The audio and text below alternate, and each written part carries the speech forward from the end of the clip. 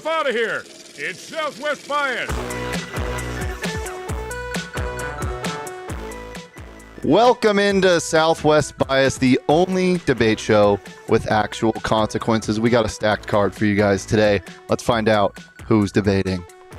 Today's matchup, Saul versus Shawn. All right, guys, let's see what the first question is.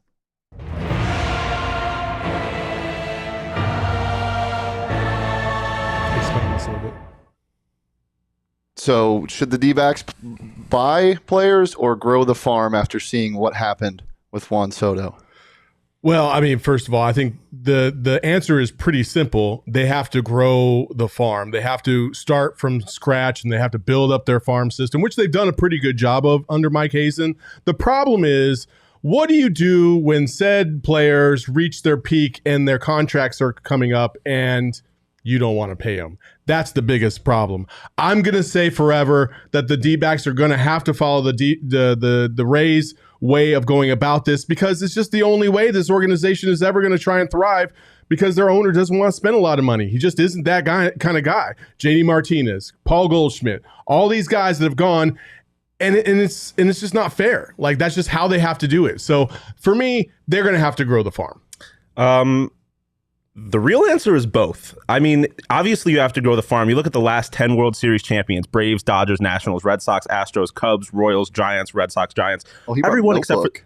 what's that? I had to write down the names. I can't remember all 10 off the top of my head. But you look at them, with the exception of the Dodgers, all of them are homegrown talent. But they also have to buy people. Like, you look at the Boston Red Sox, for example.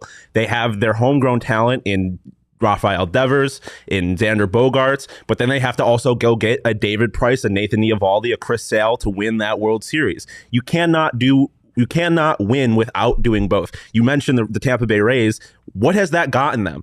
And then you also look at the Dodgers. They've spent all this money, but they have one World Series to show for it after being in the World Series for what, three straight times. You can't do one without doing the other. The Braves, for example, they have Ozzie Albies, who they had to go get, and they also have Ronald Acuna, who they drafted. The answer is both. You can't do one. You can't win without doing both. Well, that's not the purpose of this debate show. You got to pick one side or the other. Shawn, I don't know what you thought you were getting into, but here we are. You have to pick one side. Again, you have to grow it. You have to grow it. And for the Tampa Bay Rays, and what have they done? They've done a whole hell of a lot more than the D-backs have in the last 20 years. I'll tell you that much. They've gotten to the World Series. They've had huge amounts of success. They haven't come through and won it all, but if that's the stick, then 28 teams in Major League Baseball can't match up to that. And they can't compete with guys or teams like the Dodgers and the Padres and the payroll. They just can't. And it's never going to happen. And they had their chances to sprinkle in the superstars with their team, but they keep giving it up. JD Martinez and Paul Goldschmidt are two prime examples of that. JD Martinez probably had the best short tenure of any Diamondback in history, and they still pissed it all away. You have to grow the farm, because that's the only way that this owner will settle for winning, is if he doesn't have to pay a lot out of his own pocket to do so. Yeah, you have to grow the farm. Yes, I agree. If you're making me choose one or the other, it's grow the farm. But the reality of it is that's not even really the question. It's about getting contracts of young guys that are affordable pre-arbitration. It doesn't matter where you get them or how you get them. You look at the Atlanta Braves. They're spending about 4 guys. They're spending about an average of $14 million a year on their core 4 right now. 2 of them they've grown in their farm system. 2 of them they have acquired. It's not a matter of whether or not you grow them or you buy them. It's about buying them or growing them at the right time. So if you're making me choose one, it's grow the farm, but it's really a matter of getting young players early and affordable, whether or not you're getting them after they're already pros or you're getting them as prospects. I think, again, when you see what the Diamondbacks are doing right now with Corbin Carroll about to come up, you have Alek Thomas in the outfield, you have a guy like Drew Jones. Hopefully that's the way that they're going to grow this thing, because it's the only way they have a chance. Yeah, I mean, the reality is if you're going out to buy players, it's not going to work. The Dodgers have more money. This is not a big enough market with enough resources to buy your way to a World Series. You have to grow the farm. All right, we'll get on to the next round, guys. Remember, at the end of the show, we will open up voting, so keep tabs on who is winning each round. On to round 2, what is our question?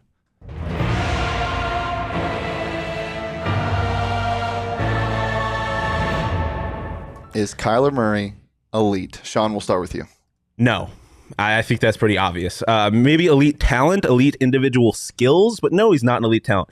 I was asked the other day on Twitter what elite is, and it's kind of more of a feeling than anything else. I think you have to be top 5 at your position and win something. And when you look at the quarterback position, is he top 5? Not even close. You look at last year in stats, he's top 5 in sack yards lost and fumbles, and otherwise the only significant stats that he's top 5 in are pass yards per attempt and completion percentage, but he's not up there in touchdowns, not up there in receptions, not up there in passing yards, any of that stuff. He's not top 5.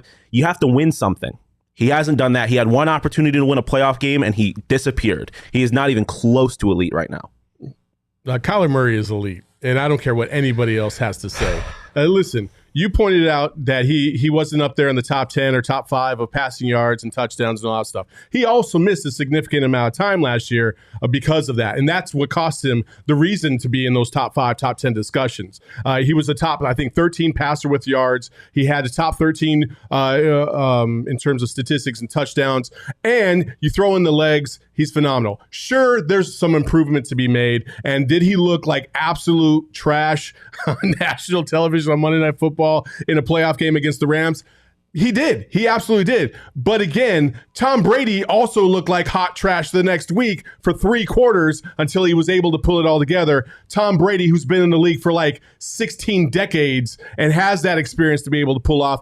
Kyler isn't there yet. He will be, and I think his talent will overcome some of the faults that he has as of right now until he can get to a point where his experience will finally overtake his lack of awareness. You're comparing Kyler Murray to Tom Brady, who's about 80 years old, and it's amazing he's even playing football anymore. Kyler Murray is a fringe top 10 quarterback. When you look at where he is statistically, he's in the realm of Dak Prescott, Arizona, and Derek Carr. Those are not elite quarterbacks, despite what Devontae Adams might want to say. It's not. You have to win something. That's why I even struggle to put Justin Herbert and Josh Allen in the elite category, because Herbert hasn't won anything and Josh Allen has kind of won a couple of playoffs games that really haven't ultimately meant anything. Winning is part of being elite, and Kyler has not done that. He disappears in big moments. You can't be elite, and I get the injury thing, but you can't be elite and then not play like an elite quarterback for half of a season. You can't, if you're going to sit here and tell me that there's 7, 8, 9 elite quarterbacks in the NFL, because that's the realm of quarterback rankings that Kyler Murray is in, then your definition of elite is A, different from mine, and B, wrong. Kyler Murray is not an elite quarterback. He can get there. I'm not denying that. His physical talents make him a potential elite quarterback, but he's not elite yet. By your definition, Matt Stafford is an elite quarterback and maybe the most elite quarterback in the NFL because he won a championship. That's not the definition of elite. I'm sorry. You have to do more than that. Matt Stafford was hot shit out in Detroit because of the team that surrounded him. Like, he was okay. He was kind of a mid quarterback. He put up a lot of stats, but they never won any games. So him by himself is just not that elite. To me, Kyler Murray can make everybody better and take them to another level, and he's got some room to grow. We're talking about a quarterback that's made the Pro Bowl 2 out of his first 3 years, Offensive Rookie of the Year his first year. Like, what part of elite is that not? Like there's not many quarterbacks in the NBA, in the NFL that can even say that. Kyler Murray is on an elite trajectory, and he will lead this team to more wins in the playoffs. He just needs a little bit of time, but in terms of skill sets, he is as elite as they come. With time to spare. All right, final round, round 3. As a reminder, voting will open up at the end of this round, so make sure to get in the chat and vote. Let's see what our last question is.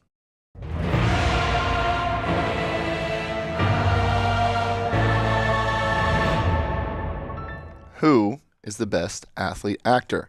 Saul, we'll start with you.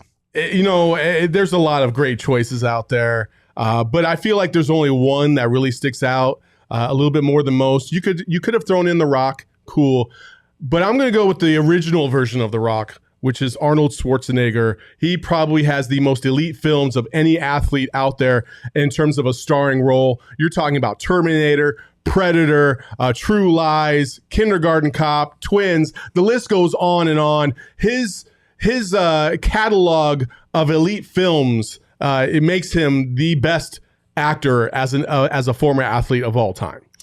Well, we can get into a whole conversation of what's a sport and what's not a sport and what's an athlete.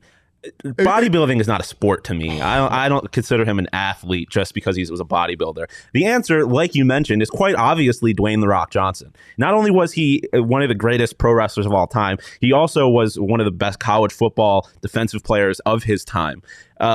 And he's synonymous with acting. At this point, people know him more as an actor than they do an athlete. He obviously got the Fast franchise. He was the star in Moana. He is also 4-time platinum recording artist with You're Welcome from Moana. He can do it all.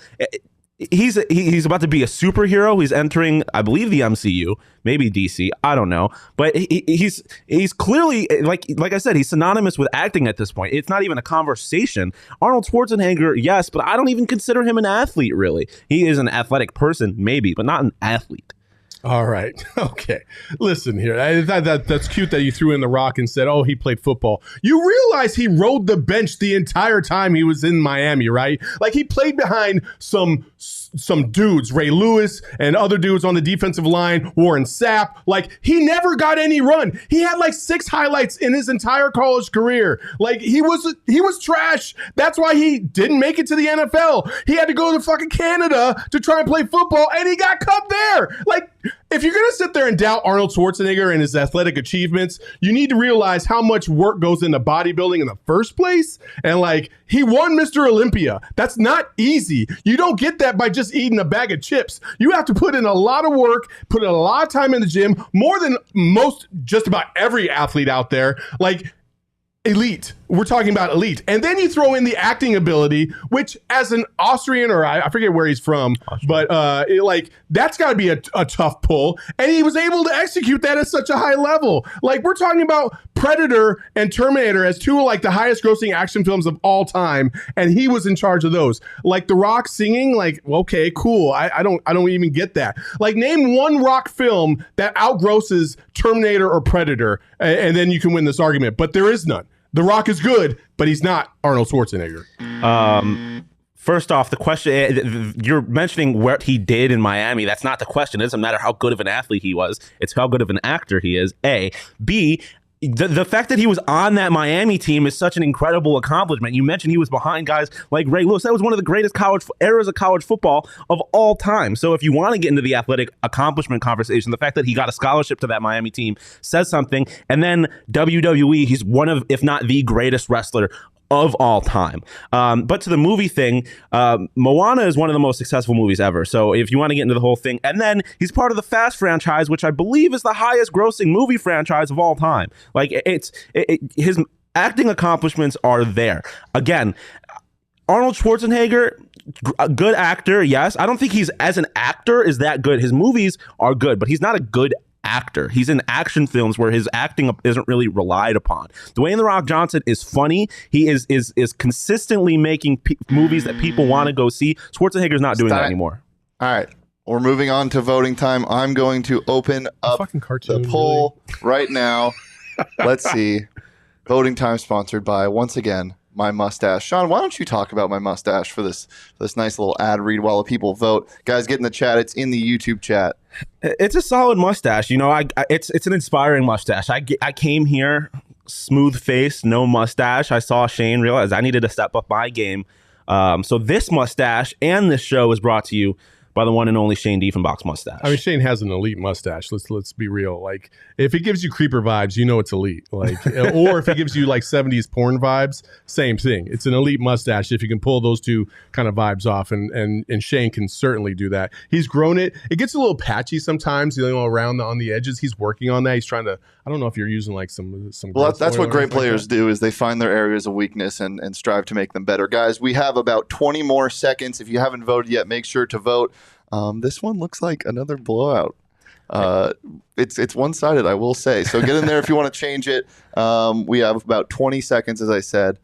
So make sure to go ahead and vote before I end the poll. But I think I might just end it right now because I don't think it's going to get any closer. So let's move on to the winner and see who is victorious. I'm ending the poll right now. It is 71% to 29%. Let's pull up the crown, and who will be the winner? If I can find the music, it's missing again. I'll just sing. Dun, dun, there it is. You had a whole break to do this. Who's the winner? It's Shawn! Oh, we have a new winner on Southwest Easy. Bias. How is that even possible? Easy money. I mean, you look at the chat. You did the highest grossing films of all time. The Rock's movies blew out any of Arnold These guys Schwarzenegger's had to movies. look that shit up too. Like I can't look that shit up right now. I didn't look it up either. I just knew. Come on. And Moana's a cartoon. Like he Doesn't didn't have matter. to act in that. He had a rap in it. He's a musician. He's an actor. He's Oh my multifaceted. God, this Arnold is Schwarzenegger ridiculous. just looks buff also, on camera. like Espo in the fucking chat, just completely being a troll, throwing out fucking stats to try and help out Shawn. All right, Espo. Listen, I didn't see any of those stats. I was locked in the camera. I didn't got see you. them I until got after you. the fact. Listen, It influences the chat. Not you. I didn't it's say just that. the reality of it. This is a young man's game. All Bookman. right. Okay. Saul goes down 1-1 on the year. Shawn is undefeated now. And now we get to punishment time. We'll talk about it after. Punishment time. What is the punishment, guys? Well, unfortunately, I'm gonna have to wear a shitty ass ASU shirt on the Sun show, so that's my punishment today. Forks up, baby. You're going to look better than you've ever looked on the show. I can say that I much. really am not. I'm definitely gonna go down a notch. Love it, guys. Anything else before we get out of here? No, we'll announce who's participating next week. It won't be Espo. I don't know why he thinks he's coming right back in after he got his ass handed to him 85 to 15 Yeah, Espo last doesn't week. want this smoke. No. Trust. The next week it's gonna be somebody else, and then after that, maybe we'll give Espo a chance to come back. But there's no way he's coming back like in a week. He wants vengeance and he wants redemption so bad, but we can't give it to him that quick. It's like so he'll wait. We'll find out who's next soon. Bye.